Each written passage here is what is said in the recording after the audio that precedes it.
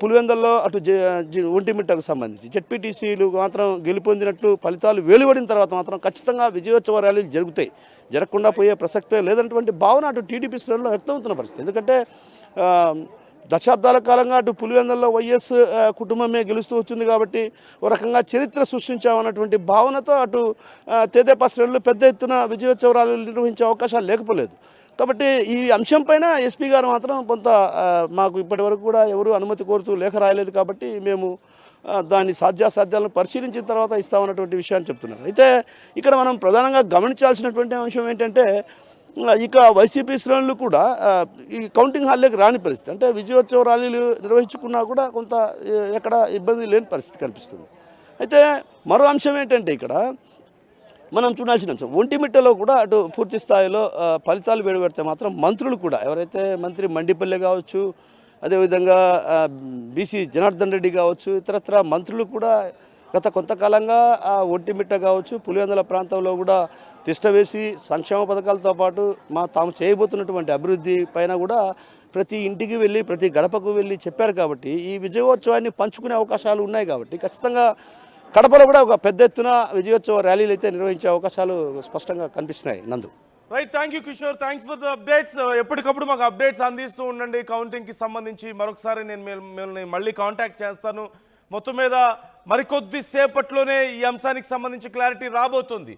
పులివెందుల్లోనూ ఒంటిమిట్టలోనూ ఎవరు గెలవబోతున్నారు అనే దానికి సంబంధించి పూర్తి క్లారిటీ రాబోతుంది. ఒంటిమిట్టలో మధ్యాహ్నానికి కానీ కౌంటింగ్ పూర్తయ్యే అవకాశాలు కనిపించడం లేదు. కానీ పులివెందుల్లో ఓట్లు కొంత తక్కువగానే నమోదైన నేపథ్యంలో ఉన్న 10,600 ఓట్లలో 9,000 ఓట్లు నమోదయ్యాయి, 9,066 ఓట్లు. ఈ నేపథ్యంలో చాలా త్వరగా ఇక్కడ కౌంటింగ్ పూర్తయ్యే అవకాశాలు కనిపిస్తున్నాయి. మరికొద్ది సేపట్లోనే ఇక్కడ క్లారిటీ వచ్చే అవకాశం ఉంది. మరోవైపు క్లియర్గా అక్కడ మూడ్ కనిపిస్తోంది. ప్రజల మూడ్, పార్టీల్లో మూడ్ ఎలా ఉందో మనకు క్లియర్గా తెలుస్తోంది. ప్రజలంతా కూడా చాలా స్తబ్దత కనిపిస్తుంది. ఆ ప్రాంతం అంతా పులివెందుల్లో ముఖ్యంగా చాలా సైలెన్స్ కనిపిస్తుంది. ఓవైపు అధికారులు విధించినటువంటి ఆంక్షలు ఒక కారణం అయితే, మరోవైపు రెండు పార్టీల్లో ఉన్నటువంటి కొంత ఒక ఉద్వేగభరితమైనటువంటి వాతావరణం కనిపిస్తుంది. టీడీపీ చాలా కాన్ఫిడెంట్గా ఉంది, ఖచ్చితంగా మేము జెండా పాతబోతున్నాం, హిస్టరీని రీక్రియేట్ చేయబోతున్నాం అంటూ టీడీపీ చాలా కాన్ఫిడెంట్గా కనిపిస్తుంది. మరోవైపు వైసీపీ కొంత సైలెంట్గా కనిపిస్తుంది. వైసీపీ క్యాడర్ అంతా కూడా మరోవైపు కోర్టుకు వెళ్ళడాన్ని మనం చూస్తున్నాం. ఈరోజు సాయంత్రానికి ఈ కోర్టుకు వెళ్ళిన అంశం మీద క్లారిటీ వచ్చే అవకాశం ఉంది. రీపోలింగ్ కావాలి అంటూ అడుగుతున్నారు. చాలా అంశాలకు సంబంధించి కీలకమైనటువంటి ఆధారాలను కోర్టు ముందు ఉంచబోతున్నట్లుగా మనకు తెలుస్తుంది. నేను జగన్ కూడా అదే మాట చెప్పారు, ఖచ్చితంగా మాకు రీపోలింగ్ పెట్టండి, కేంద్ర బలగాలను పెట్టి రీపోలింగ్ పెడితే అప్పుడు ఎవరు గెలుస్తారో, నిజమైన గెలుపు ఎవరితో తెలుస్తుంది అంటూ జగన్ మాట్లాడినటువంటి మాటలు మనం వింటున్నాము. మరోవైపు ఇటు టీడీపీ లేదు, మేము చేసినటువంటి అభివృద్ధిని చూసి మాకు ఓట్లేశారు, ప్రజలు స్వచ్ఛందంగా ముందుకు వచ్చి ఓట్లేశారు, ఎన్నో ఏళ్లుగా అక్కడ ఏకగ్రీవాలు చేసుకుంటూ వచ్చారు, వాళ్ళ ప్రాంతం వాళ్ళ బలం ఉన్న నేపథ్యంలో వైసీపీ నాయకులు గతంలో రాజశేఖర రెడ్డి ఉన్నప్పటి నుంచి కూడా ఈ నేపథ్యంలోనే ఇప్పుడు నిజంగా ప్రజాస్వామ్యం ఇప్పుడు పురుడు పోసుకుంది. అందుకే ప్రజలు పెద్ద ఎత్తున బయటకు వచ్చారు. ఆ కారణంగా కొన్ని అక్కడక్కడ ఉద్రిక్త పరిస్థితులు చోటు చేసుకున్నాయంటూ టీడీపీ నాయకులు మాట్లాడుతున్నటువంటి మాటలు చూస్తున్నాం. మరోవైపు పోలీస్ అధికారులు ఎవరికి ఎలాంటి ర్యాలీస్కి పర్మిషన్ లేదని చెప్తున్నారు, ఎలాంటి కార్యక్రమాలు చేయడానికి అవకాశం లేదని చెప్తున్నారు. ఇప్పటికైతే ఎవరికి పర్మిషన్ ఇవ్వలేదు. ఒకవేళ ఫలితాల సమయంలో ఫలితాలు వచ్చిన తర్వాత ఎవరైనా పర్మిషన్ అడిగితే అప్పుడు పరిస్థితిని బట్టి మేము పర్మిషన్ ఇస్తామంటూ అధికారులు చెప్తున్నటువంటి మాట మనం వింటున్నాం. ఒక్కసారి డీటెయిల్స్ చూద్దాం. అధికారులు, పోలీసు అధికారులు ఏమంటున్నారు అక్కడ ఉన్నటువంటి పరిస్థితుల గురించి, అలాగే కార్యక్రమాలకు సంబంధించి, శాంతి భద్రతలకు సంబంధించి ఎలాంటి డీటెయిల్స్ ఉన్నాయో ఒకసారి వాళ్ళ మాటల్లోనే విందాం. స్టార్ట్ అయింది, ఇప్పటివరకు ఎలాంటి ఇష్యూస్ రాలేదు.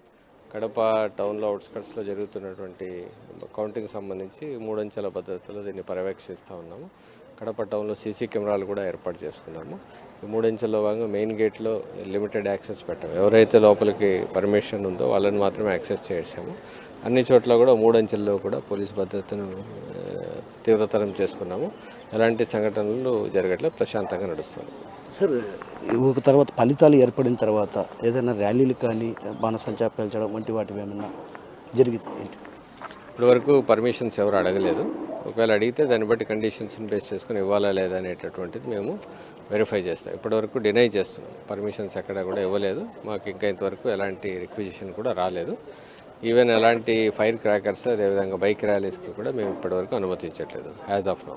సార్, ప్రధానంగా పోలింగ్ సందర్భంగా కొన్ని చోట్ల ఏదైతే పులివెందులు కావచ్చు, ఒంటిమిట్ట వంటి ప్రాంతాల్లో కూడా కొంత ఘర్షణ వాతావరణం చోటు చేసుకుంది. ఈ నేపథ్యంలో ఫలితాలు వెలువడిన తర్వాత ప్రత్యర్థులు కావచ్చు, ఇతర వర్గాలు కావచ్చు, దాడులకు పాల్పడే అవకాశాలు ఉన్న నేపథ్యం కాబట్టి మీరు ఎలాంటి చర్యలు తీసుకోబోతున్నారు? ఎలక్షన్స్ జరిగిన తర్వాత పోస్ట్ పోల్ ఇన్సిడెంట్స్ జరగకుండా ఉండడం కోసం అన్ని గ్రామాల్లోనూ పికెట్స్ ఏర్పాటు చేసుకున్నాం. ఏవైతే పోలింగ్ జరిగిన గ్రామాలు, ఓటర్లు ఉన్నటువంటి గ్రామాలు, అదేవిధంగా సమస్యాత్మక గ్రామాలు, ఈ గ్రామాల్లో ఆల్రెడీ పికెట్స్ ఏర్పాటు చేసుకున్నాం. పెట్రోలింగ్ టీమ్స్ తిరుగుతూ ఉన్నాయి. లోకల్ పోలీస్ ఆఫీసర్స్ కూడా అక్కడ సమాచారాన్ని సేకరిస్తూ ఉన్నారు. ఎలాంటి సంఘటనలు జరగకుండా ఉండడం కోసం పోలీస్ పరంగా అన్ని రకాల భద్రతా ఏర్పాట్లు తీసుకున్నాం. అక్కడ ఏదైనా జరిగినా ఇమ్మీడియట్గా రష్ అవ్వడం కోసం సిద్ధంగా టీమ్స్ని డివైడ్ చేసుకుని పెట్టుకున్నాం. ఇప్పటికే పులివెందుల ప్రాంతంలో కొన్ని ప్రాంతాల్లో ప్రత్యేకించి పీకెటింగ్ కూడా నిర్వహిస్తున్న పరిస్థితి. అదే పీకెటింగ్ను కొనసాగిస్తారా? అదేవిధంగా ఏదైనా ఎత్తివేసే అవకాశాలు ఏమైనా ఉన్నాయి? పికెట్ కంటిన్యూ అవుతుంది. ఎక్కడైతే మనం ఇబ్బందులు వస్తాయనుకుంటున్నామో ఆ పరిస్థితి ఈరోజు కౌంటింగ్ కూడా ఉంది కాబట్టి పికెట్ని అట్లాగే కంటిన్యూ చేస్తూ ఉన్నాము. వెహికల్ చెకింగ్స్ కూడా కంటిన్యూ చేస్తూ ఉన్నాము. సో మొత్తం మీద ఏదైతే ఇలాంటి అవాంఛనీయ సంఘటనలు చోటు చేసుకోకుండా ముందస్తు చర్యల్లో భాగంగా ఇక్కడ మేము ఏర్పాటు చేసాం. అదేవిధంగా ర్యాలీలు కానీ అరగంట క్రితం స్టార్ట్ అయింది. ఇప్పటివరకు ఎలాంటి ఇష్యూస్ రాలేదు. కడప టౌన్లో అవుట్స్కట్స్లో జరుగుతున్నటువంటి కౌంటింగ్ సంబంధించి 3 అంచెల భద్రతలో దీన్ని పర్యవేక్షిస్తూ ఉన్నాము. కడప టౌన్లో సీసీ కెమెరాలు కూడా ఏర్పాటు చేసుకున్నాము. ఈ 3 అంచెల్లో భాగంగా మెయిన్ గేట్లో లిమిటెడ్ యాక్సెస్ పెట్టాము. ఎవరైతే లోపలికి పర్మిషన్ ఉందో వాళ్ళని మాత్రమే యాక్సెస్ చేసాము. అన్ని చోట్ల కూడా 3 అంచెల్లో కూడా పోలీస్ భద్రతను తీవ్రతరం చేసుకున్నాము. ఎలాంటి సంఘటనలు జరగట్లేదు, ప్రశాంతంగా నడుస్తుంది. సార్ ఒక తర్వాత ఫలితాలు ఏర్పడిన తర్వాత ఏదైనా ర్యాలీలు కానీ బాణసంచా పేల్చడం వంటి వాటివి ఏమన్నా జరిగింది ఏంటి? ఇప్పటివరకు పర్మిషన్స్ ఎవరు అడగలేదు.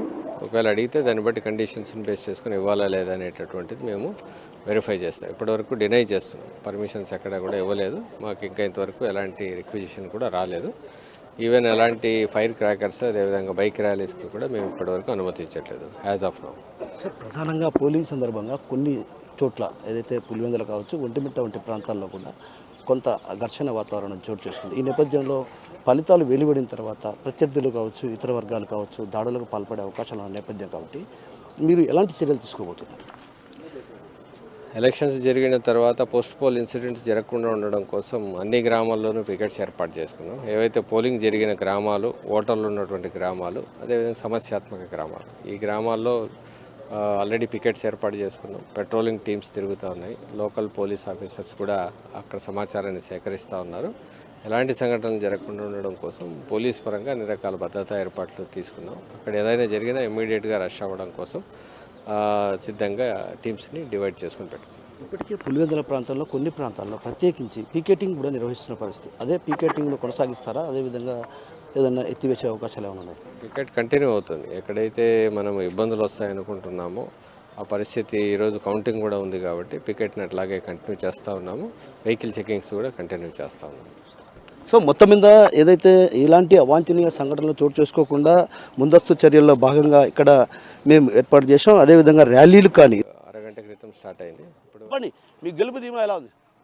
గెలుపు ధీమా ఇంతకుముందు వైసీపీ టైంలో, కాంగ్రెస్ టైంలో ఓపెన్ బ్యాలెట్లు ఉండే ఊర్లన్నీ ప్రజాస్వామ్యబద్ధంగా ఓటింగ్ జరిగింది కాబట్టి మేము భారీగా గెలవబోతున్నాం టీడీపీ తరఫున.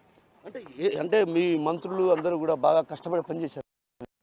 మేము సూపర్ 6 గానే ఈ పథకాలన్నీ చంద్రబాబు నాయుడు మా ప్రభుత్వంలో పెట్టిన పథకాలన్నీ జనాల్లోకి పూర్తి స్థాయిలో వాళ్ళ ద్వారా తీసుకోగలిగినాం. ప్రతి ఓటర్ను కలగగలిగినాం. ఓటర్ను 4-5 సార్లు కలిసి కన్విన్స్ చేయగలిగినాం. వాళ్ళు అర్థం చేసుకోగలిగినారు. భారీగా